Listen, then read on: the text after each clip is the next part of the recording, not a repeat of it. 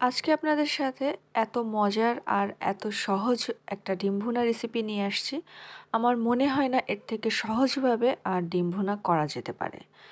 আসসালামু আলাইকুম। আরও একটা মজার রেসিপি নিয়ে হাজির হলাম। আমি মাইশা ফ্রম মাইশাস কিচেন।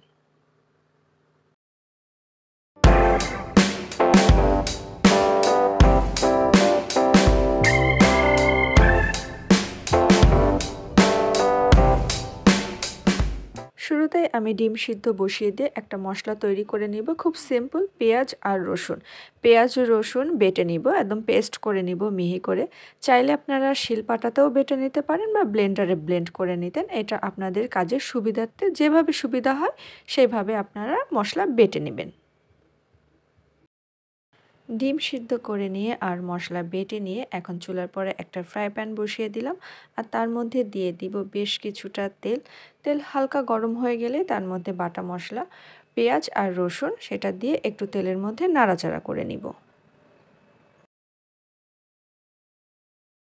তেলের মধ্যে একটু নাড়াচাড়া করে মশলার হালকা একটু কাঁচা ভাবটা একটু কম করে নিয়ে তার মধ্যে দিয়ে দিব লবণ স্বাদ মতন, 1 চা চামচ মরিচের গুঁড়া আর 1/2 চা চামচের এরকম হলুদের গুঁড়া।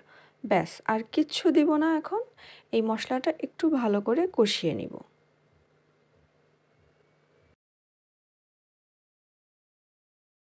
মশলাটা খুব ভালো করে কষিয়ে নেওয়ার পর এখন দিয়ে দিব বেশ খানিকটা পানি।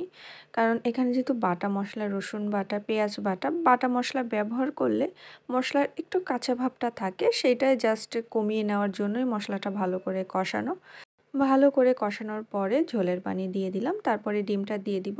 এখানে ডিমের গা আমি একটু কেটে কেটে দিচ্ছি যাতে করে ডিমের মধ্যে লবণ মশলা খুব ভালো করে যেতে পারে। দেখতেই পাচ্ছেন আমি কিভাবে দুপাশ থেকেই ডিমের গা একটু ভালো করে কেটে কেটে দিচ্ছি।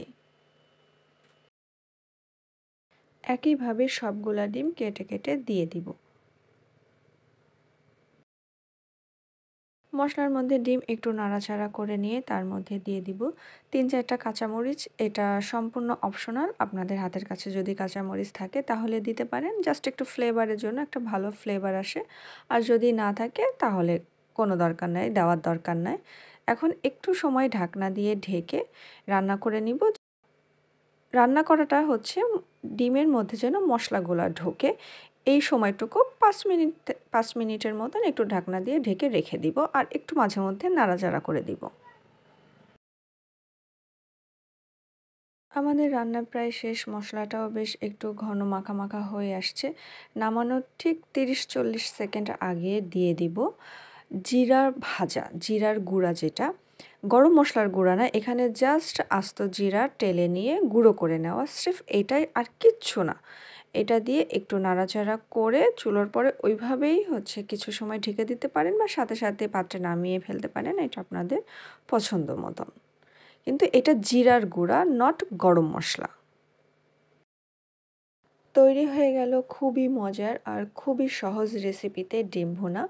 এখন গরম গরম পরিবেশন পালা, আর আপনারা খুব সহজেই এই রেসিপিটা তৈরি করে ফেলতে পারেন আর আপনাদের পরিবারকে করে খাওয়াতেও পারেন।